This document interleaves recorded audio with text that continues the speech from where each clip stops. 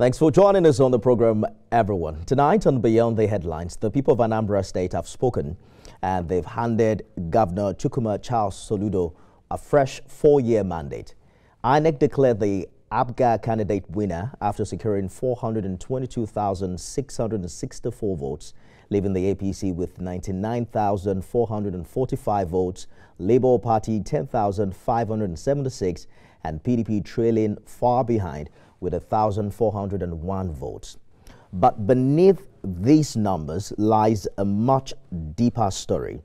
It's one about how Nigerians are really voting and perhaps more importantly, why fewer Nigerians are showing up at the polls. Despite the figures nearly doubling the record low turnout in 2021, participation still hovered below or around a little above 20% actually of registered voters, far from what one might call a democratic stampede.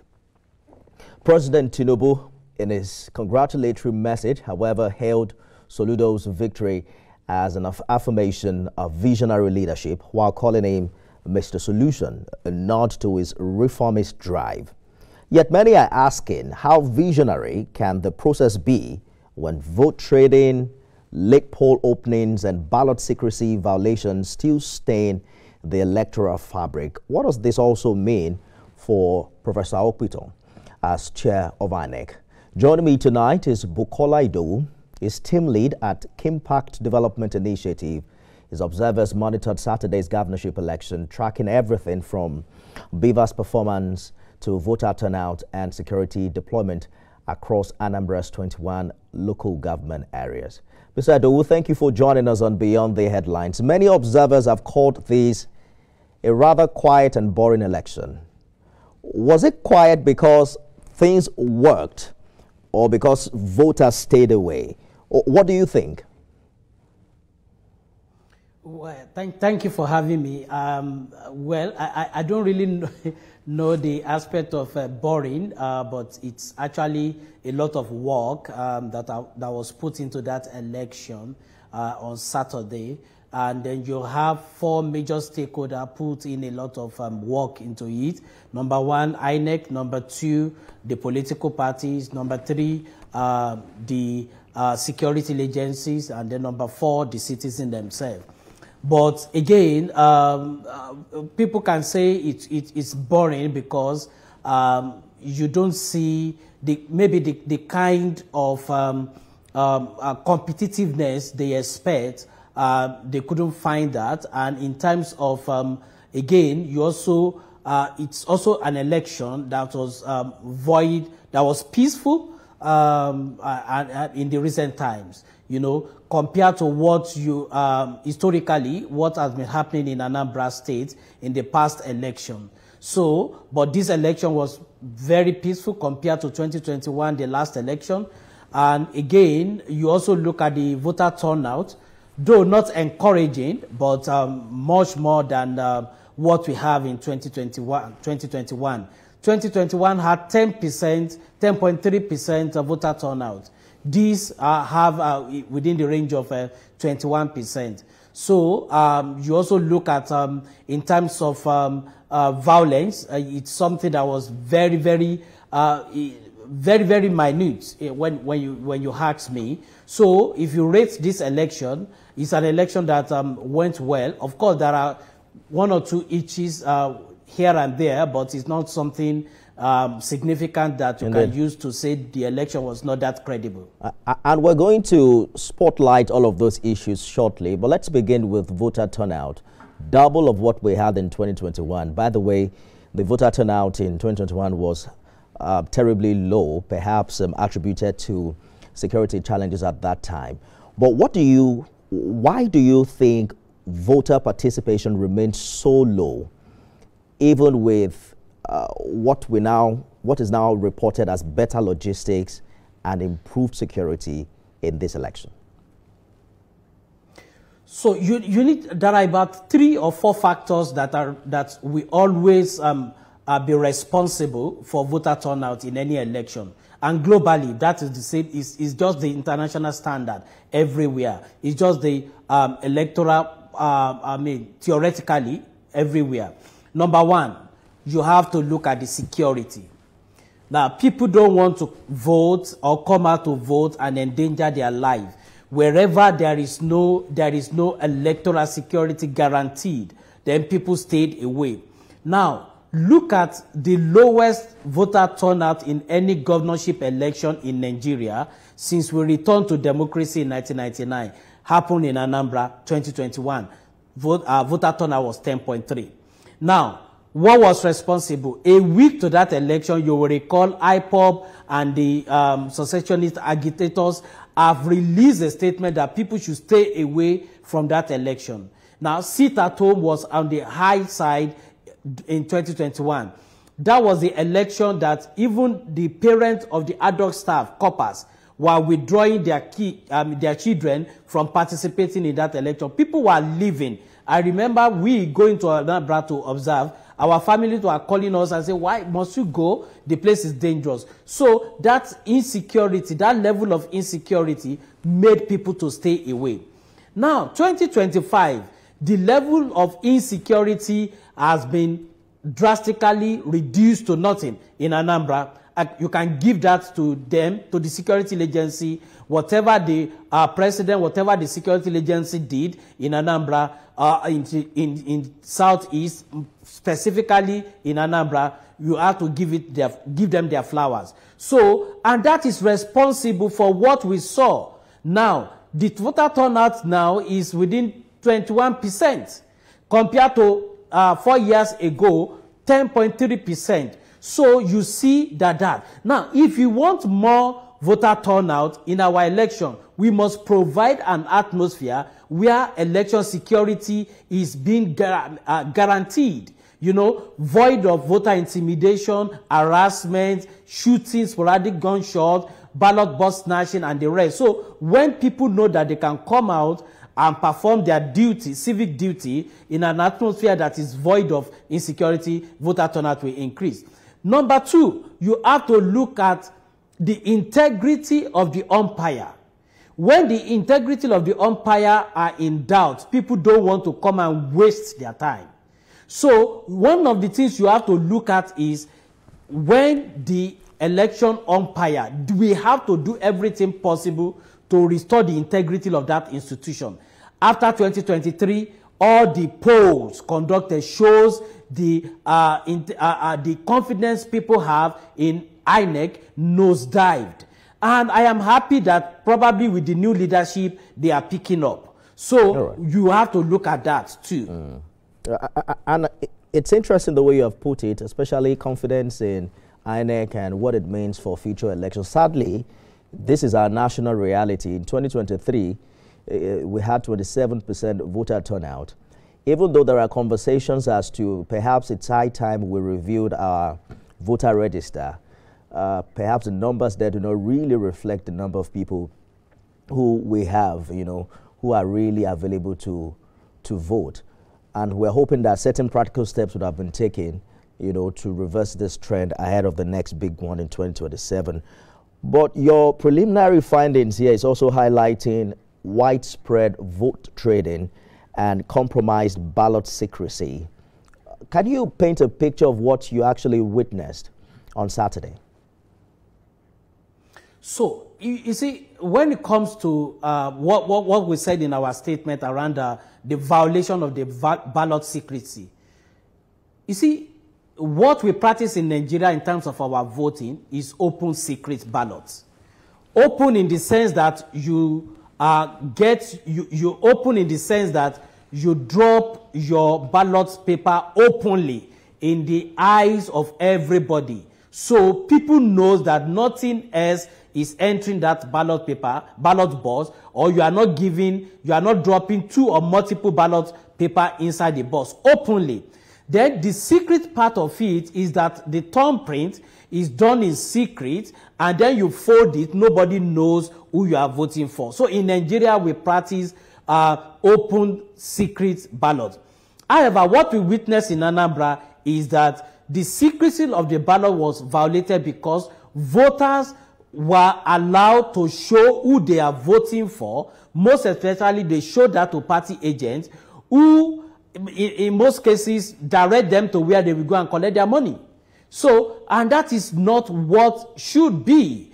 People need to vote, thumbprint, keep it secret, and then go and drop. I hear you. See a situation and that's like where exactly flag opening. Yes, that's like what we've seen in previous election. My question really would be, do you think this was significant enough to affect the outcome of this particular election and how people voted? Because the election result appeared to have gone the way it was politically perceived to go even before Saturday. No, this is not significant enough to rubbish the election. We are only saying, you see, we have given INEC their flowers, we have said they did well, but we are only saying, please, these areas of vote buying and violation of the secrecy of the ballot, you need to look at it. Because, see, you can't invalidate that election because somebody showed who is voting for. Then, I mean, he voted, actually. He's supposed not to do that. He's supposed to be arrested. He's supposed to be cautioned, but it was not done. But at the same time, when you talk about vote buying in that Anambra election, let me say categorically, vote buying is not limited to only a political party. It was done across all parties. Politicians buy votes, contestants buy votes, political party bought votes. So it is not only for one political party we are going to pin this. Though the money they paid varies in terms of the fatness of their pockets. And then people shows who pays higher. So it becomes the highest bidder. But we are saying that, look, that should be corrected. Arrests need to be made. And then again, you see EFCC made 1 or 2 arrests. But at the polling unit, you need to, that secrecy of the ballot need to be enforced. That is number 1. Number 2 is the guideline around the layout of the setting up of the voting area. There is a layout in INEC guideline that talks about how the voting area need to be set up. But what we see now is that people clog around the ballot box and the polling booth where people are pressing, where people are thumbprinting to see who they are thumbprinting for, most especially the party agents. Now, that alone violates the secrecy because there is a space they are supposed to sit far away from where people are thumbprinting, far away from where people are dropping the ballot, their ballot. So when these are violated, now it's not something good for the integrity of the election. We are only saying, as INEC move into FCT election, Ekiti election, and Osun election, they should up their game to make sure that, look, the layouts are well followed, and then the security agency also arrest people or caution people who are flagging their ballot papers. Well, I guess time will also tell whether it is priority for INEC, because this is the same conversation we've had time and again, you know, for previous elections, and the expectation was high under this new INEC leadership. I remember speaking with the resident electoral commissioner, who also spoke elaborately about what their plans are, but we didn't see that manifest really, you know, in this election. Let's take a short break and we'll be back. Stay with us, everyone.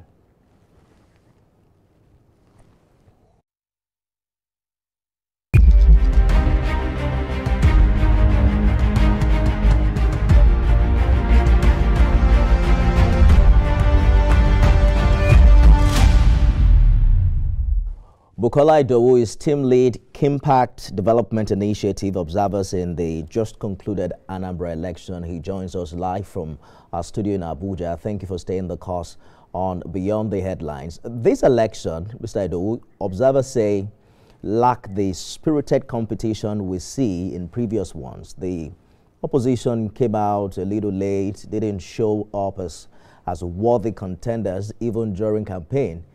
Any observer could have tell how it will turn out before election day.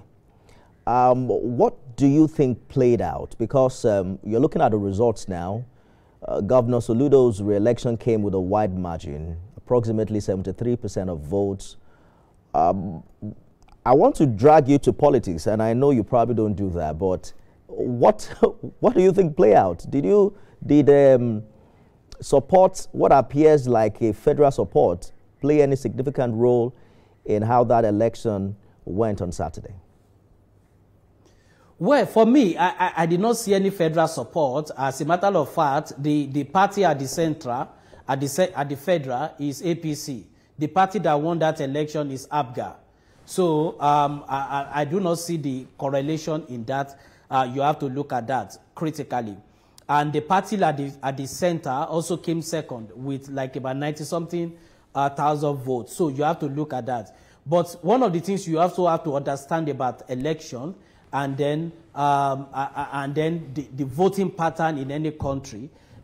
You see, voting pattern is something that is established across the world in any country. Now, for instance, if you go to the United States, there are states that you can say predominantly they are Republican, and there are states you say no matter what happened, they are Democrat. It's just the same. Now, let's go back. Let's come back to Anambra, Nigeria. You see, for as far as you can, as maybe last 2011 or thereabouts, you could say that Anambra governorship election predominantly has been APGA. And what does that mean? What it means is that it looks like the people historically and traditionally and culturally have accepted APGA in Anambra as their party. So, and you see that, and that is why it looks like the competition was not much, because people believe that, look, it has to go this way.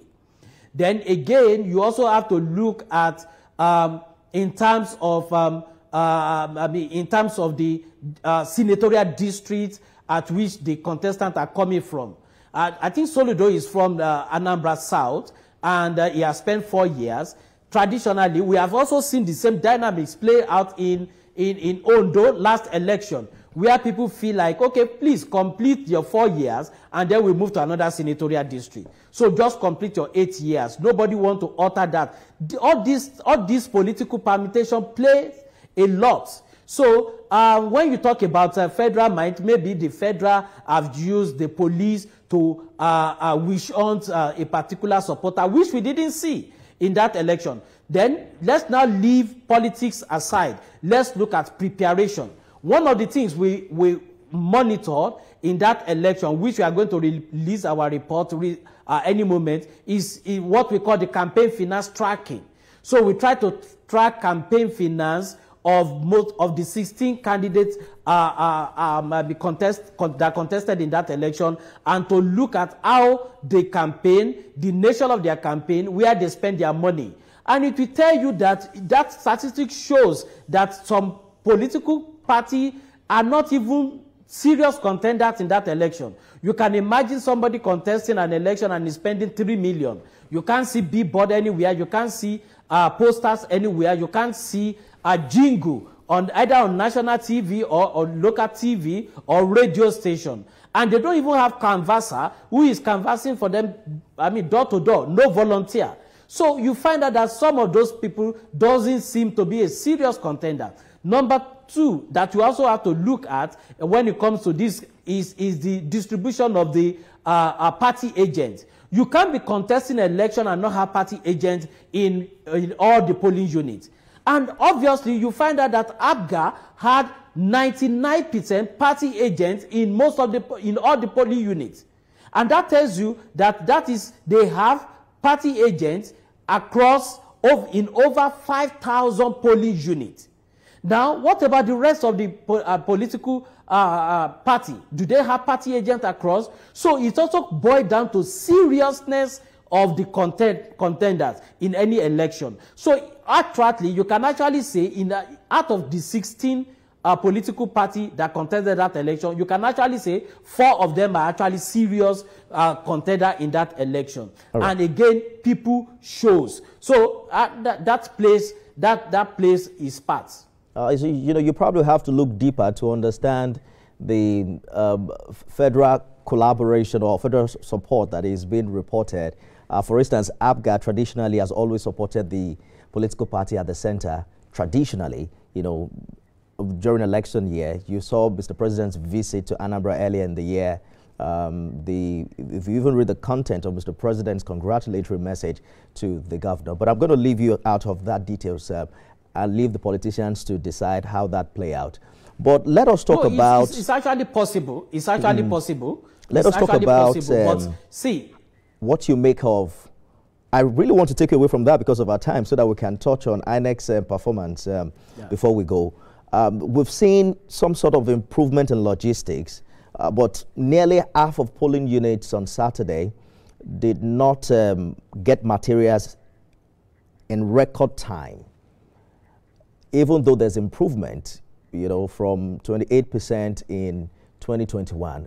What do you think is causing these delays? What does this say about improvement on the part of INEC, considering that it was channeling all its resources in just one state?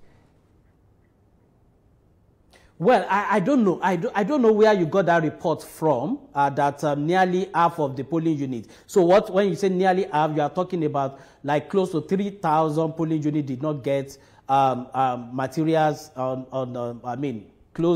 polling units did not open the election at the time it was supposed to open. What figure did KDI get?